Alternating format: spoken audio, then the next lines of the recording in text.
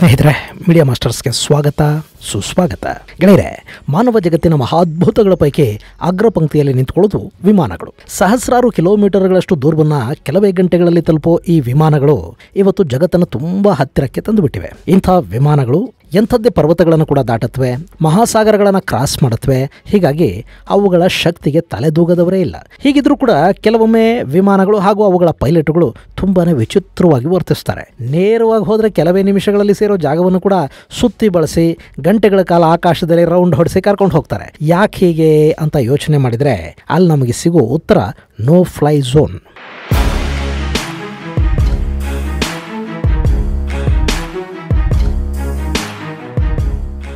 ಅರೆ, ಇದೇನಿದು? ಇಡೀ ಜಗತ್ತಲ್ಲಿ ವಿಮಾನಗಳು ಎಲ್ಲಿ ಬೇಕಾದರೂ ಹಾರಾಟ ಮಾಡುತ್ತವೆ ಅಲ್ವಾ? ಅಲ್ಲ ರೀ, ನಮ್ಮ ಮೌಂಟ್ ಎವರೆಸ್ಟ್ಗಿಂತಲೂ ಎತ್ತರವಾಗಿ ಹಾರಬಲ್ಲ ವಿಮಾನಗಳು ನಮ್ಮಲ್ಲಿವೆ. ಇನ್ನು ಆಕಾಶ ಯಾವಾಗಲೂ ಖಾಲಿ ಇರುತ್ತೆ. ಮೋಡ ಬಿಟ್ರೆ ಅಲ್ಲಿ ಇನ್ನೇನು ಇರೋದಿಲ್ಲ. ವಿಮಾನಗಳು ಮೋಡಗಳನ್ನು ಕೂಡ ದಾಟಿ ಹಾರಾಡುತ್ತವೆ. ಹೀಗಿರುವಾಗ ಈ ಲೋಹದ ಹಕ್ಕಿಗಳಿಗೆ ಆಕಾಶದಲ್ಲಿ ಅಡ್ಡಿ ಏನು? ಈ ಪ್ರಶ್ನೆ ನಮ್ಮನ್ನಿಲ್ಲಿ ಕಾಡದೇ ಇರೋದಿಲ್ಲ. ಇದಕ್ಕೆ ಉತ್ತರವನ್ನು ಹುಡುಕ್ತಾ ಜಗತ್ತಲ್ಲಿರೋ ಒಂದಷ್ಟು ಇಂಪಾರ್ಟೆಂಟ್ ನೋ ಫ್ಲೈ ಝೋನ್ಗಳ ಬಗ್ಗೆ ಒಂದಷ್ಟು ಮಾಹಿತಿಯನ್ನು ನಾವಿಲ್ಲಿ ನೋಡೋಣ.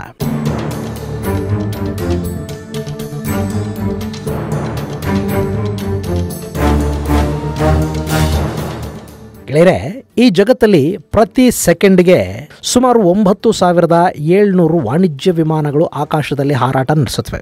ಇನ್ನಿವುಗಳ ಜೊತೆಗೆ ಸೇನಾ ವಿಮಾನಗಳು, ಕಾರ್ಗೋ ವಿಮಾನಗಳು, ಖಾಸಗಿ ಫ್ಲೈಟ್ಗಳನ್ನು ಸೇರಿಸಿದರೆ ಇವುಗಳ ಸಂಖ್ಯೆ 17,500 ದಾಟುತ್ತೆ. ನೀವಿಲ್ಲಿ ನೋಡ್ತಾ ಇದ್ದೀರಲ್ಲ, ಇದು ಲೈವ್ ಪ್ಲೇನ್ ಟ್ರ್ಯಾಕರ್. ಇಲ್ಲಿ ನೀವು ನೋಡ್ತಾ ಇರೋದು ಹಾರಾಡ್ತಾ ಇರೋ ವಿಮಾನಗಳನ್ನು. ನೀವು ದಿನದ ಯಾವುದೇ ಕ್ಷಣದಲ್ಲಿ ಚೆಕ್ ಮಾಡಿದರೂ ಕೂಡ ಇಷ್ಟೇ ವಿಮಾನಗಳು ನಿಮಗೆ ಆಕಾಶದಲ್ಲಿ ಕಾಣಿಸುತ್ತವೆ. ಕೆಲವೊಮ್ಮೆ ಇವುಗಳ ಸಂಖ್ಯೆ 7,500ಕ್ಕೆ ಕುಸಿಯಬಹುದು.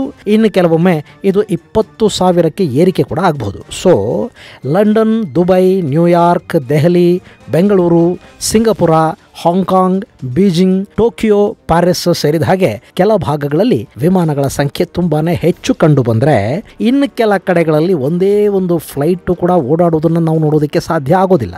ಯಾಕೆ ಹೀಗೆ ಅಂದರೆ, ಇಂಥ ಕೆಲ ಪ್ರದೇಶಗಳಲ್ಲಿ ಪೈಲಟ್ಗಳು, ವಿಮಾನಯಾನ ಕಂಪನಿಗಳು ಹಾಗೂ ಆ ಕಂಪನಿಗಳನ್ನು ಹೊಂದಿರುವ ಸರ್ಕಾರಗಳು ನೋ ಫ್ಲೈ ಝೋನ್ ಅಂತ ಘೋಷಣೆ ಮಾಡಿರ್ತವೆ. ಅದಕ್ಕೆ ಕಾರಣಗಳು ಭಿನ್ನ ವಿಭಿನ್ನ. ಇದರಲ್ಲಿ ನಮ್ಮ ಹಿಮಾಲಯದ ತಪ್ಪಲು ಇದೆ. ಭಾರತದಲ್ಲಿ ಕೂಡ ಇಂಥ ನೋ ಫ್ಲೈ ಝೋನ್ಗಳಿವೆ. ನಾನಿಲ್ಲಿ ಹಿಮಾಲಯದ ತಪ್ಪಲಲ್ಲಿ ವಿಮಾನಗಳು ಯಾಕೆ ಓಡಾಡುವುದಿಲ್ಲ ಅನ್ನೋದನ್ನ ಹಾಗೂ ಭಾರತದಲ್ಲಿನ ನೋ ಫ್ಲೈ ಝೋನ್ಗಳ ಬಗ್ಗೆ ಹೇಳೋದಕ್ಕೂ ಮುನ್ನ ಜಗತ್ತಿನ ಇನ್ನಷ್ಟು ಭಯಾನಕ ಮತ್ತು ವಿಚಿತ್ರ ನೋ ಫ್ಲೈ ಝೋನ್ಗಳ ಬಗ್ಗೆ ನಿಮಗೊಂದಷ್ಟು ಮಾಹಿತಿಯನ್ನು ಕೊಟ್ಬಿಡ್ತೀನಿ. ಗೆಳೆಯರೆ, ಈ ಜಗತ್ತಲ್ಲಿ ಒಂದಷ್ಟು ಜಾಗಗಳಿವೆ. ಅಲ್ಲಿ ಪೈಲಟ್ಗಳು ನೀವು ಎಷ್ಟೇ ದುಡ್ಡು ಕೊಡ್ತೀನಿ ಅಂದ್ರೂ ಕೂಡ ಫ್ಲೈಟ್ಗಳನ್ನು ಹಾರಾಟ ಮಾಡೋದಿಲ್ಲ. ಕೆಲವರಂತೂ ಅವುಗಳ ಸಮೀಪಕ್ಕೆ ಕೂಡ ಹೋಗೋದಿಲ್ಲ. ಈ ಸ್ಥಳಗಳಲ್ಲಿ ಒಂದಷ್ಟು ರಾಜಕೀಯ ಕಾರಣಗಳಿದ್ರೆ ಮತ್ತೊಂದಷ್ಟು ಸೆಕ್ಯೂರಿಟಿ ಕಾರಣಗಳಿರುತ್ತವೆ. ಇನ್ನು ಕೆಲವೊಮ್ಮೆ ಭೌಗೋಳಿಕ ಕಾರಣಗಳಿಂದ ಕೂಡ ವಿಮಾನಗಳು ಕೆಲ ಪ್ರದೇಶಗಳಲ್ಲಿ ಹಾರಾಟವನ್ನು ಮಾಡೋದಿಲ್ಲ. ಅದರಲ್ಲಿ ಒಂದು ಉತ್ತರ ಕೊರಿಯಾ.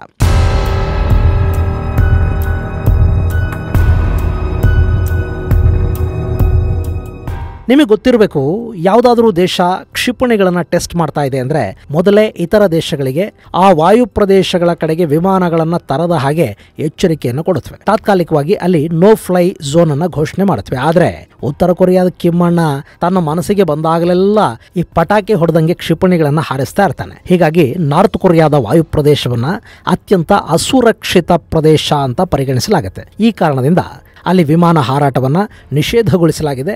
ಈ ಕಿಮ್ಮಣ್ಣನ ಹುಚ್ಚಾಟಗಳು ಹೇಗಿರುತ್ತವೆ ಅಂದರೆ, ಬರ್ತಾ ಇರೋದು ಯುದ್ಧ ವಿಮಾನನಾ, ಪ್ರಯಾಣಿಕರ ವಿಮಾನನಾ ಅನ್ನೋದನ್ನು ಕೂಡ ನೋಡದೆ ಅವನು ತನ್ನ ದೇಶದ ಕ್ಷಿಪಣಿ ವ್ಯವಸ್ಥೆಯನ್ನು ಸದಾ ಅಲರ್ಟ್ ಮೋಡಲ್ಲಿ ಇಟ್ಟಿರ್ತಾನಂತೆ.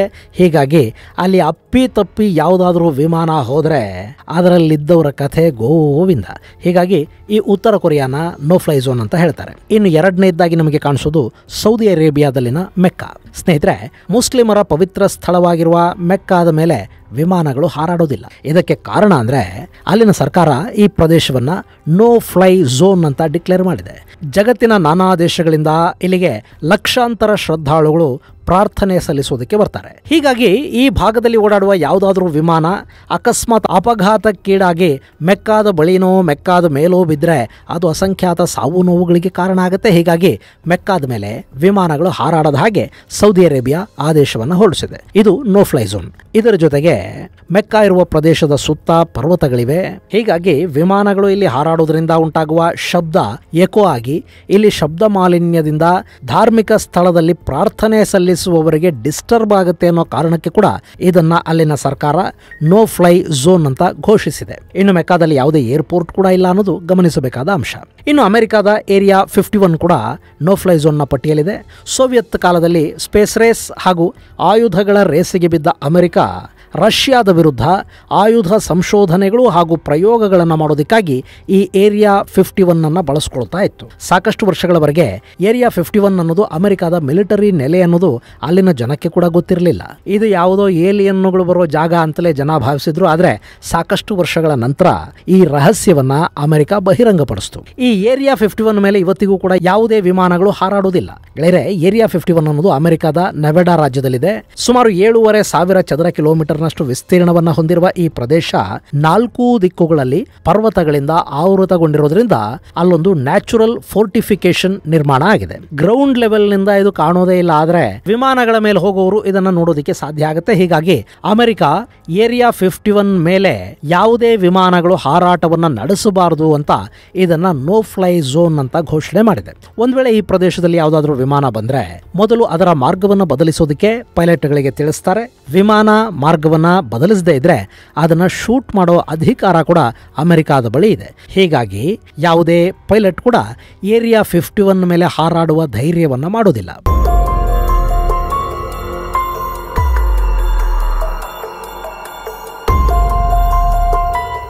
ಇನ್ನು ಟಿಬೆಟ್ ಪ್ಲೇಟ್. ಗೆಳೆಯರೆ, ನೀವಿಲ್ಲಿ ಮ್ಯಾಪ್ ಅಲ್ಲಿ ನೋಡ್ತಾ ಇದ್ದೀರಲ್ಲ, ಇದು ಟಿಬೆಟ್ ಪ್ಲೇಟ್. ಇಲ್ಲಿ ಗಮನಿಸಿ ನೋಡಿ, ಜಗತ್ತಲ್ಲಿ ಸಹಸ್ರಾರು ವಿಮಾನಗಳು ಓಡಾಡ್ತಾ ಇವೆ, ಆದ್ರೆ ಈ ಟಿಬೆಟ್ ಮೇಲೆ ಮಾತ್ರ ಯಾವ ವಿಮಾನವು ನಮ್ಮ ಕಣ್ಣಿಗೆ ಕಾಣ್ತಾ ಇಲ್ಲ. ಇದು ಸುಮಾರು 25 ಲಕ್ಷ ಚದರ ಕಿಲೋಮೀಟರ್ ನಷ್ಟು ವಿಶಾಲವಾಗಿರೋ ಪ್ರದೇಶ.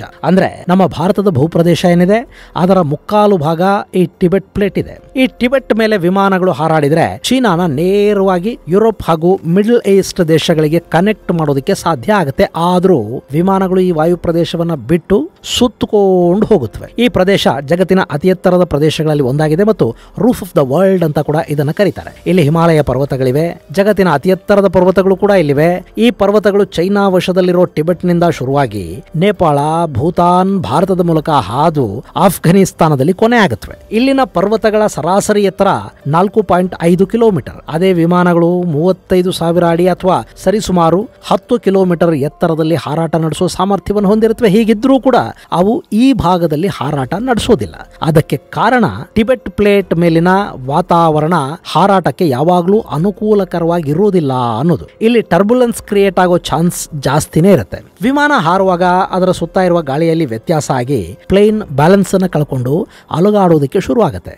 ಈ ಹಿಂದೆ ಅಂದ್ರೆ 2003ರಲ್ಲಿ ಇರಾನಿನ ಸೈನಿಕರನ್ನ ಹೊತ್ತಿದ್ದ ರಷ್ಯಾದ ವಿಮಾನವೊಂದು ಕೆರ್ಮಾನ್ ಬಳಿಯ ಪರ್ವತ ಪ್ರದೇಶದಲ್ಲಿ ಗಾಳಿಯ ವೇಗಕ್ಕೆ ಸಿಕ್ಕಿ ಪತನಗೊಂಡಾಗ ಸುಮಾರು 275 ಮಂದಿ ಸೈನಿಕರು ಕಳ್ಕೊಂಡ್ರು. ಅವತ್ತು ಆ ವಿಮಾನ ಅಪಘಾತಕ್ಕೆ ಕಾರಣವಾಗಿದ್ದು ಅಲ್ಲಿ ಅತಿಯಾಗಿ ಬೀಸಿದ ಗಾಳಿಯಲ್ಲಿ ವಿಮಾನವನ್ನ ಕಂಟ್ರೋಲ್ ಮಾಡೋದಕ್ಕೆ ಪೈಲಟ್ಗೆ ಸಾಧ್ಯವಾಗದೇ ಇರೋದು. ಹೀಗಾಗಿ ಪರ್ವತ ಪ್ರದೇಶಗಳ ಮೇಲ್ಭಾಗದಲ್ಲಿ ಅತಿಯಾದ ಗಾಳಿಯಿಂದ ವಿಮಾನಗಳು ನಿಯಂತ್ರಣ ಕಳ್ಕೊಳ್ಳೋ ಸಾಧ್ಯತೆ ಇರೋದ್ರಿಂದ, ಹಾಗೆ ವಿಮಾನದಲ್ಲಿ ಏನಾದರೂ ತಾಂತ್ರಿಕ ದೋಷ ಕಾಣಿಸ್ಕೊಂಡ್ರೆ ತಕ್ಷಣ ಎಮರ್ಜೆನ್ಸಿ ಲ್ಯಾಂಡಿಂಗ್ಗೆ ಈ ಭಾಗದಲ್ಲಿ ಅವಕಾಶಗಳು ಇಲ್ಲದ ಕಾರಣ ಪ್ರಯಾಣಿಕರ ಸುರಕ್ಷತೆಯನ್ನ ಗಮನದಲ್ಲಿಟ್ಟು ಟಿಬೆಟ್ ಮೇಲೆ ವಿಮಾನಗಳ ಹಾರಾಟವನ್ನು ಮಾಡೋದಿಲ್ಲ.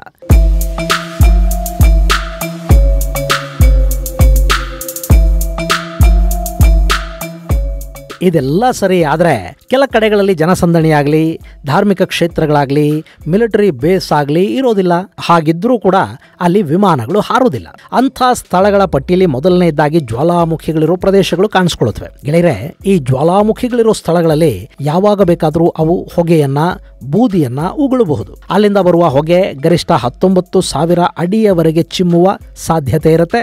ಈ ಹೊಗೆ ವಿಮಾನ ಹಾರಾಟಕ್ಕೆ ತೊಂದರೆಯನ್ನುಂಟು ಮಾಡುತ್ತೆ. ಜ್ವಾಲಾಮುಖಿಗಳ ಬಳಿ ನಿರ್ಮಾಣವಾಗುವ ಬೂದಿಯ ಮೋಡಗಳು ವಿಮಾನದ ಮುಂಭಾಗದಲ್ಲಿರೋ ವಿಂಡ್ ಶೀಲ್ಡ್ ಅನ್ನು ಕೂಡ ಬ್ರೇಕ್ ಮಾಡುವ ಸಾಮರ್ಥ್ಯವನ್ನು ಹೊಂದಿರುತ್ತವೆ. ಜೊತೆಗೆ ವಿಮಾನಗಳ ಇಂಜಿನ್ಗಳಿಗೆ ಕೂಡ ಇವು ಹಾನಿಯನ್ನುಂಟು ಮಾಡುತ್ತವೆ. ಅಲ್ಲಿನ ಹೊಗೆಯಲ್ಲಿ ಅತಿ ಹೆಚ್ಚಾಗಿ ಕಂಡುಬರುವ ಸಲ್ಫರ್ನಿಂದ ವಿಮಾನಗಳ ಇಂಜಿನ್ ಸಮಸ್ಯೆಗೀಡಾಗುತ್ತೆ. ಹೀಗಾಗಿ ವಿಮಾನ ಬ್ಯಾಲೆನ್ಸ್ ಕಳ್ಕೊಂಡು ಅಪಘಾತಕ್ಕೀಡಾಗುವ ಸಾಧ್ಯತೆಗಳಿರುತ್ತವೆ. ಇಂಥ ಸಮಸ್ಯೆಗಳನ್ನು ಜಾಗತಿಕ ವಿಮಾನಯಾನ ಸಂಸ್ಥೆಗಳು, ಪೈಲಟ್ಗಳು ಸಾಕಷ್ಟು ಬಾರಿ ಅನುಭವಿಸಿದ್ದಾರೆ. ಹೀಗಾಗಿ ಜ್ವಾಲಾಮುಖಿಗಳನ್ನು ವಿಮಾನಗಳು ಅವಾಯ್ಡ್ ಮಾಡುತ್ತವೆ. ಇನ್ನು ಭೂಮಿಯಲ್ಲಿನ ಆಸ್ಟ್ರೋ ಸ್ಟೆರಾಯ್ಡ್ಗಳಿಂದ ನಿರ್ಮಾಣವಾದ ಕುಳಿಗಳ ಮೇಲೆ ಕೂಡ ವಿಮಾನಗಳನ್ನು ಹಾರಿಸೋದಕ್ಕೆ ಯಾವುದೇ ಪೈಲಟ್ ಮುಂದಾಗೋದಿಲ್ಲ. ಅದಕ್ಕೆ ಕಾರಣ ಈ ಕುಳಿಗಳಲ್ಲಿನ ಗಾಳಿಯ ಒತ್ತಡ. ಸಾಮಾನ್ಯವಾಗಿ ಅತಿ ಎತ್ತರದಲ್ಲಿ ಹಾರುವ ವಿಮಾನಗಳಿಗೆ ಈ ಕುಳಿಗಳಿಂದ ಯಾವ ಸಮಸ್ಯೆನೂ ಇರೋದಿಲ್ಲ. ಆದರೆ ಈ ಲೋ ಆಲ್ಟಿಟ್ಯೂಡ್ನಲ್ಲಿ ಹಾರಾಟ ಮಾಡೋ ವಿಮಾನಗಳನ್ನ ಕುಳಿಗಳು ಆಹುತಿ ತಗೊಂಡು ಬಿಡೋ ಸಾಧ್ಯತೆ ಇರುತ್ತೆ. ಇಲ್ಲಿ ಏನಾಗುತ್ತೆ ಅಂದ್ರೆ, ಕುಳಿಗಳು ಆಳ ಇದ್ದಾಗ ಆ ಆಳದಲ್ಲಿ ಗರಿಷ್ಠ ತಾಪಮಾನ ಇರುತ್ತೆ. ಸೊ ಅಲ್ಲಿಂದ ಬಿಸಿ ಗಾಳಿ ಮೇಲೆ ಬರುತ್ತೆ. ಹೀಗೆ ಬಿಸಿ ಗಾಳಿ ಮೇಲೆ ಬಂದ ನಂತರ ತಣ್ಣಗಿನ ಗಾಳಿ ಆ ಕ್ರೇಟರ್ನ ಒಳಗೆ ಹೋಗಬೇಕು ಅಲ್ವಾ? ಇಲ್ಲಿ ಕೂಡ ಹಾಗೆ ಆಗುತ್ತೆ. ಇದರಿಂದ ಅಲ್ಲಿ ಗಾಳಿಯ ಒತ್ತಡ ಉಂಟಾಗಿ ಕುಳಿಯ ಮೇಲಿರುವ ವಸ್ತುಗಳು ಆ ಕುಳಿಯ ಸೆಳೆತಕ್ಕೀಡಾಗತ್ವೆ. ಅವು ಅದರೊಳಗೆ ಬೀಳುವ ಸಾಧ್ಯತೆ ಇರುತ್ತೆ. ಈ ಕಾರಣದಿಂದ ವಿಮಾನಗಳು ಕೂಡ ಕುಳಿಗಳ ಮೇಲೆ ಲೋ ಆಲ್ಟಿಟ್ಯೂಡಲ್ಲಿ ಹಾರಾಟ ಮಾಡೋದಿಲ್ಲ. ಗೆಳೆಯರೆ, ಭಾರತದಲ್ಲೂ ಇಂಥ 3 ಕುಳಿಗಳಿವೆ ಅನ್ನೋದ್ರ ಬಗ್ಗೆ ನಿಮಗೆ ಈ ಹಿಂದೆ ಮಾಹಿತಿಯನ್ನು ಕೊಟ್ಟಿದ್ದೀನಿ. ಆ ಕುಳಿಗಳ ಮೇಲೆ ಕೂಡ ವಿಮಾನಗಳನ್ನು ಹಾರಿಸೋದಕ್ಕೆ ಹೋಗೋದಿಲ್ಲ. ಇನ್ನು ಇವಷ್ಟೇ ಅಲ್ಲದೆ ಎಷ್ಟೋ ದೇಶಗಳು ಐತಿಹಾಸಿಕವಾಗಿ, ಸಾಂಸ್ಕೃತಿಕವಾಗಿ ಹಾಗೂ ಭದ್ರತೆಯ ದೃಷ್ಟಿಯಿಂದ ಪ್ರಾಮುಖ್ಯತೆಯನ್ನು ಪಡ್ಕೊಂಡ ಸ್ಥಳಗಳ ಮೇಲಿನ ವಾಯು ಪ್ರದೇಶವನ್ನು ನೋ ಫ್ಲೈ ಝೋನ್ ಅಂತ ಘೋಷಣೆ ಮಾಡಿರ್ತವೆ. ಅಲ್ಲಿ ಕೂಡ ವಿಮಾನಗಳ ಹಾರಾಟ ಇರೋದಿಲ್ಲ. ಭಾರತದಲ್ಲಿ ಕೂಡ ಇಂತಹ ಸಾಕಷ್ಟು ಪ್ರದೇಶಗಳಿವೆ. ನಮ್ಮ ರಾಷ್ಟ್ರಪತಿ ಭವನ ಇರೋ ಜಾಗವನ್ನ ನೋ ಫ್ಲೈ ಝೋನ್ ಮಾಡಿದ್ದಾರೆ. ಹಾಗೆ ಪಾರ್ಲಿಮೆಂಟ್ನ ಬಿಲ್ಡಿಂಗು, ಭಾರತೀಯ ವಾಯುಪಡೆಯ ಏರ್ ಬೇಸುಗಳು, ತಿರುಪತಿಯ ದೇವಾಲಯ, ಅನಂತ ಪದ್ಮನಾಭನ ದೇವಾಲಯ, ತಾಜ್ ಮಹಲ್, ಮುಂಬೈನ tower of silence, Mathura refineries, Baba atomic research centre, Sriharikota ಮತ್ತು ಕಲ್ಪಕಂ ನ್ಯೂಕ್ಲಿಯರ್ ಸ್ಟೇಷನ್ನ 10 ಕಿಲೋಮೀಟರ್ಗಳಷ್ಟು ಏರ್ ಸ್ಪೇಸು, ಪಂಜಾಬ್ನ ಅಮೃತ್ಸರದ ಮೇಲಿನ ವಾಯು ಪ್ರದೇಶವನ್ನು ಕೂಡ ನೋ ಫ್ಲೈ ಝೋನ್ ಅಂತ ಘೋಷಣೆ ಮಾಡಲಾಗಿದೆ. ಇದೇ ರೀತಿ ಜಗತ್ತಿನ ನಾನಾ ದೇಶಗಳು ನೋ ಫ್ಲೈ ಝೋನ್ ಅನ್ನು ಹೊಂದಿವೆ. ಚೈನಾದಲ್ಲಿ ಟಿಯನ್ಮಾರ್ ಸ್ಕ್ವೇರ್ ಮೇಲೆ ಸೇರಿದ ಹಾಗೆ ಒಂದಷ್ಟು ಕಡೆಗಳಲ್ಲಿ ವಿಮಾನವನ್ನ ಹಾರಾಟ ಮಾಡೋದಿಲ್ಲ. ಹಾಗೆ ಪಾಕಿಸ್ತಾನದಲ್ಲೂ ಒಂದಷ್ಟು ನೋ ಫ್ಲೈ ಝೋನ್ಗಳಿವೆ. ಇದು ಗೆಳೆಯರೆ ಜಗತ್ತಿನ ನೋ ಫ್ಲೈ ಝೋನ್ಗಳ ಕುರಿತಾದ ಒಂದಷ್ಟು ಮಾಹಿತಿ. ಮುಂದಿನ ಸಂಚಿಕೆಯಲ್ಲಿ ಮತ್ತಷ್ಟು ವಿಶೇಷಗಳ ಜೊತೆ ಮತ್ತೆ ಭೇಟಿಯಾಗೋಣ. ಅಲ್ಲಿವರೆಗೆ ಜೈ ಹಿಂದ್, ಜೈ ಕರ್ನಾಟಕ.